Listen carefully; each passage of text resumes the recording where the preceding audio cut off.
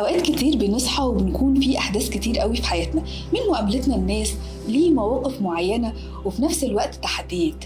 بس الفرق هنا النظرة بتاعتنا، إحنا بنبص لها إزاي، وده هو اللي بيفرق معانا.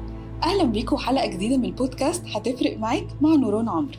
والنهاردة هنتكلم عن موضوع مهم جدا ناس كتير قوي بتفكر فيه، وهو الطاقة الإيجابية.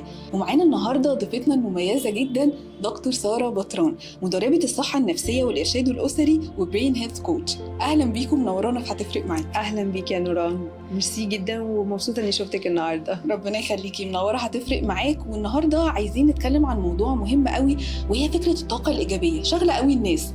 ايه هي الطاقه الايجابيه؟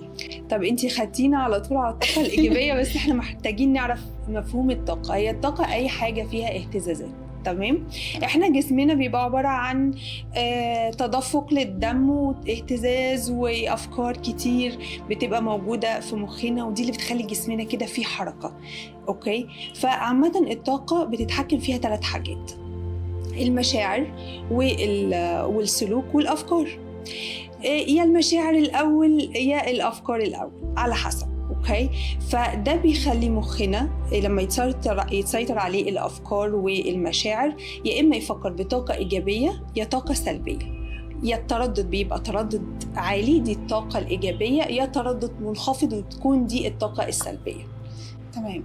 طيب في الحته دي بيبقى فيه برضو في حته يا دكتور في فرق ما بين فكره الطاقه الايجابيه والتفكير الايجابي؟ الطاقه الايجابيه هي الطريقه اللي احنا بنعيش بيها حياتنا، التفكير هو الاداه، تمام؟ فطبعا اكيد في فرق. في الحته دي يا دكتور برضو كان بيبقى فيه دايما ناس كتير ممكن تتفرج على فيديوز اللي هو بقى الحاجات التحفيزيه، اللي هو خليك دايما ايجابي. أيوة. والايجابيه بتكون مهمه قوي عندنا.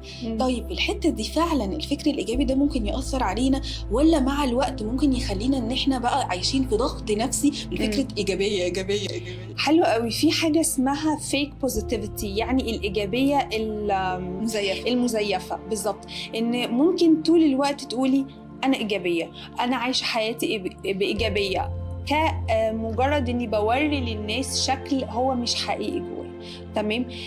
كمان لو حد قعد يتكلم معايا ما تخليكي إيجابية، أنت ليه دايما شايفة الأفكار فيها مشاكل؟ عيشي حياتك عادي. فبيوصلني لضغط نفسي طول الوقت، إن أنا شايفة الحياة الناس مبسوطة وأنا الوحيدة اللي ما بفكرش بالإيجابية، ولازم أضغط على نفسي أوري للناس إن أنا إيجابية وإن أنا بحاول إني أكون زيهم، وفي الآخر ده بيوصلنا لاكتئاب وأمراض نفسية كتير.